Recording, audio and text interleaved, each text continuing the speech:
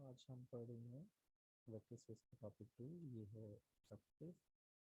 Subspace में क्या होता है, जैसे आपके पास कोई भी वेक्टर स्पेस है, वी वी मतलब कोई सेट है जिसमें जो एलिमेंट्स हैं, जो हर एलिमेंट को हम कह सकते हैं कि ये एक वेक्टर है। ठीक है, तो ये जो भी इसके एलिमेंट्स हैं वो सारी की सारी कंडीशन जो 10 थी उसको पूरा करते हैं, तो ये बनती है एक वेक्टर स्पेस। अब हम क्या करेंगे, इस वी का एक स्मॉल सबसेट लेंगे, मतलब सेट ले लिया डब्ल्यू जो कि इसका सबसेट है। ठीक है, तो अगर ये जो डब्ल्यू सबसेट है इसको हम चेक करें और ये भी एक वेक्टर स्पेस बन जाए, तो इस वेक्टर स्पेस डब्ल्यू को हम बोल देंगे कि ये एक सब स्पेस है, वेक्टर सब स्पेस, और शॉर्ट फॉर्म में कहते हैं कि सब स्पेस। इसी चीज़ को हम यहाँ पे पढ़ेंगे और इसको कैसे चेक करना है, इसका आसान तरीका क्या है, इस सारी चीज़ें आज डिस्कस करेंगे।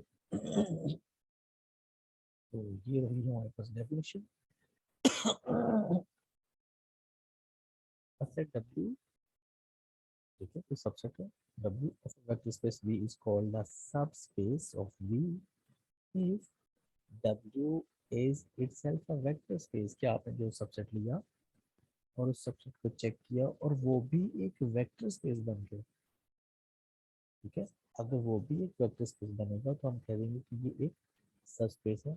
और उसमें जो आपने ऑपरेशन डिफाइन करने थे तो वो आप अलग से डिफाइन करोगे, आप वही ऑपरेशन यूज कर लोगे जो बड़े वाले सेट के हैं। ठीक है, under the addition and multiplication of define of V, कि जो बड़ा वाला सेट वी है उसी की आपने एडिशन और स्केलर मल्टीप्लिकेशन यूज कर लेनी, अलग से डिफाइन नहीं करना। ठीक है,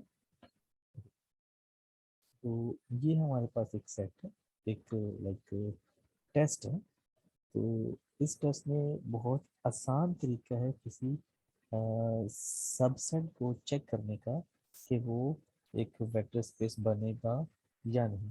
तो उसके लिए क्या करते हैं कि आपने क्या करना है, जो स्मॉल सेट लिया डब्ल्यू किसी बड़े वेक्टर स्पेस का, वी वेक्टर स्पेस है, डब्ल्यू का हमें पता नहीं है वो है ये नहीं, तो हम क्या करेंगे, डब्ल्यू के दो एलिमेंट्स लेंगे और उनको ऐड करके देखेंगे कि वो डब्ल्यू के एलिमेंट्स बनते हैं कि नहीं। जब मतलब ऐड करने के बाद जो हमारे पास आंसर आ जाता है वो डब्ल्यू को बिलोंग करता है या नहीं करता। सिमिलरली हम क्या करेंगे, डब्ल्यू का एक एलिमेंट लिया और उसको किसी कांस्टेंट के से मल्टीप्लाई किया, और मल्टीप्लाई करने के बाद जो के यू बनती है वो डब्ल्यू का एलिमेंट बनता है या नहीं बनता। अगर ये के यू भी बिलोंग करता है डब्ल्यू को और यू प्लस वी भी बिलोंग करता है डब्ल्यू को, सिर्फ ये दो चीज़ें चेक कर लें, तो वो जो भी सेट डब्ल्यू होगा it will be a vector space और इटसेल्फ। और क्योंकि ये जो है डब्ल्यू की एक वेक्टर स्पेस है, वी का सबसेट है, उसके अकॉर्डिंग हम इसको कह देंगे कि ये क्या है, ये एक सब स्पेस है। ठीक है, तो इस तरीके से हम इसको चेक करते हैं। इसकी कुछ एग्जांपल्स को जल्दी से डिस्कस करते हैं विदाउट वेस्टिंग टाइम। जो हमारे पास कोई भी एक वेक्टर स्पेस होती है, तो वेक्टर स्पेस में जीरो एलिमेंट होता ही है। तो यहाँ पे देखें जीरो सब स्पेस, क्योंकि ऐसा आपने सेट लिया जिसमें सिर्फ एक ही एलिमेंट है। तो हमने जैसे पीछे पढ़ा था कि जिसमें सिर्फ जीरो एलिमेंट होते हैं तो वो एक वेक्टर स्पेस होते हैं, तो ये वेक्टर स्पेस बन गया। लेकिन क्योंकि डब्ल्यू यहाँ पे सबसेट है वी का, तो इन केस यहाँ पे ये बनेगा सब स्पेस, इसको हम बोलेंगे जीरो सब स्पेस। अब इसी तरीके से जो हमारे पास लाइंस होती है, जैसे ये पूरा हमारे पास एक R2 है, ये प्लेन कंसिडर करेंगे, R2 का प्लेन मतलब एक्स वाई प्लेन। तो एक्स वाई प्लेन में ऐसे डिफरेंट लाइंस होती हैं। ठीक है, हर तरह की लाइंस हैं ऐसे ऐसे पहले। हमने उन लाइंस में से क्या किया, वो वाली लाइन ले ली जो ओरिजिन में से पास कर रही है। ठीक है, तो वो जो ओरिजिन में से लाइन पास करेंगी they will definitely make a subspace. इसकी डिटेल यहाँ पे मेंशन, और सिमिलरली अगर आप उसको R3 में कंसीडर करें तो वो भी आपके पास एक सबस्पेस बनेगी। और जिसकी कंडीशन देखिए, एक ये लाइन है और एक लाइन ये वी ये वाली, इनको ऐड करेंगे तो आपके पास यहाँ से इसकी लेंथ वर्क यहाँ पे आ गई। तो ये भी देखिए कि लाइन ही बनी है जो कि ओरिजिन में से पास कर रही है, और इसकी स्केलर मल्टीप्लिकेशन यहाँ पे डिफाइन है कि ये था, इसको के से मल्टीप्लाई से लेंथ लंबी हो गई, लेकिन गुजर तो वो उसी से रही है ना। जो आंसर आ गया है वो भी ओरिजिन में से पास कर रहा है, इनका जो आंसर आ गया है वो भी ओरिजिन में से पास कर, तो both conditions are satisfied, so the lines that passes through the origin they form a subspace। चलिए आगे चलते हैं। यहाँ पे देखिए बड़ी इंटरेस्टिंग सी एग्जांपल है। a subset of R2 that is not a subspace। अब कैसा है आपने R2 का एक छोटा सा सबसेट लिया और कंडीशन क्या है, जो भी इसमें आपने x और y एलिमेंट्स लेने हैं, ठीक है, एक आप सेट ले रहे हैं, तो उसमें x और y पे कंडीशन क्या है, बोथ आर पॉजिटिव, यहाँ पे लिखा हुआ है x भी ग्रेटर देन 0 और y भी ग्रेटर देन 0।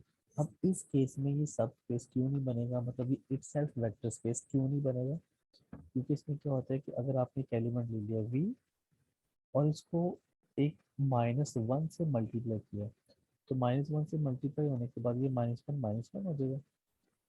अब हमारे पास तो कंडीशन ये थी कि ये तो प्लस रहना चाहिए, मतलब ये भी x भी पॉजिटिव होना चाहिए और y भी पॉजिटिव होना चाहिए, तो यहाँ पे तो ये फिर बिलोंग ही नहीं करेगा ना हमारा जो सेट w उसको, so it is not a vector space.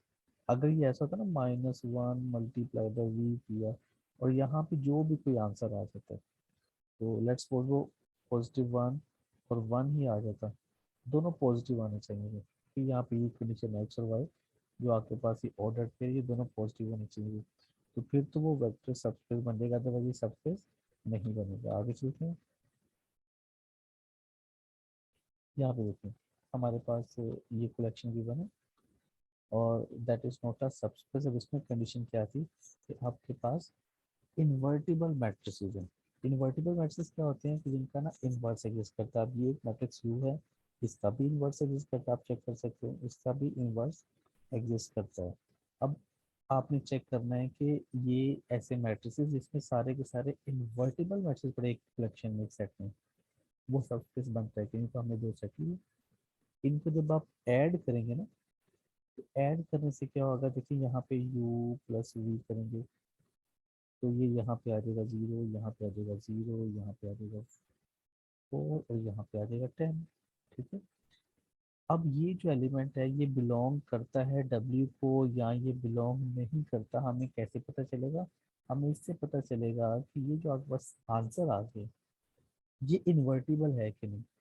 अब इस केस में ये इन्वर्टिबल कोई नहीं, क्योंकि यहाँ पे देखें एक पूरा कॉलम 0 हो गया, जब आप इसका डिटर्मिनेंट चेक करेंगे तो डिटर्मिनेंट 0 हो जाएगा, तो डिटर्मिनेंट 0 होने की वजह से ये इन्वर्टिबल नहीं रहा, so this is not belongs to W। लिहाजा वो जो कंडीशन थी कि u plus V belong to W वो सेटिस्फाई नहीं हुई, तो ये आपके पास सबस्पेस नहीं बनेगा। आगे चलते हैं।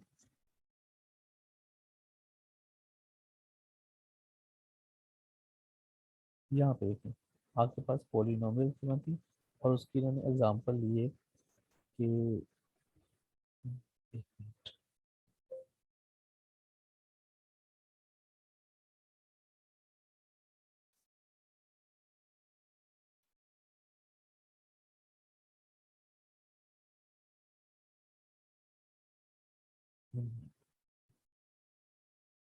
इसमें डिफरेंस होगी, ये एक अच्छी एग्जांपल है।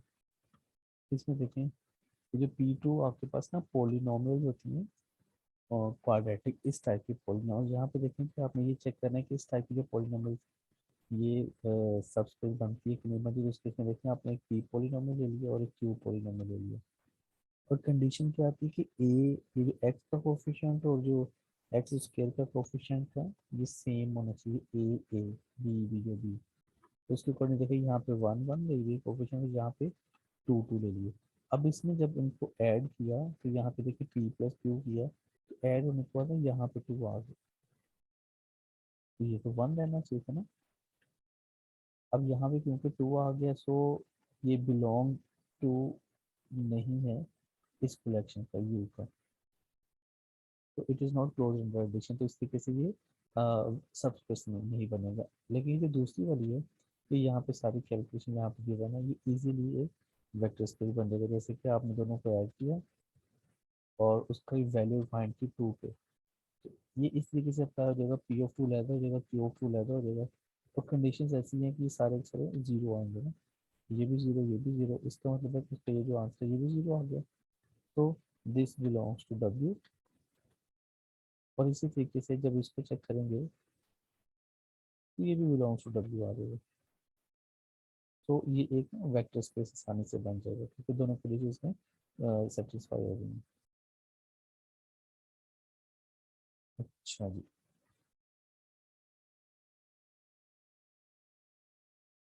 यहाँ पे हमारे पास ये जो system of homogeneous equation right side पे जीरो जीरो आते हैं वो होमोजेनियस होते हैं। तो इनके जो सोल्यूशन होते हैं वो भी एक सब स्पेस में आते हैं, ठीक है।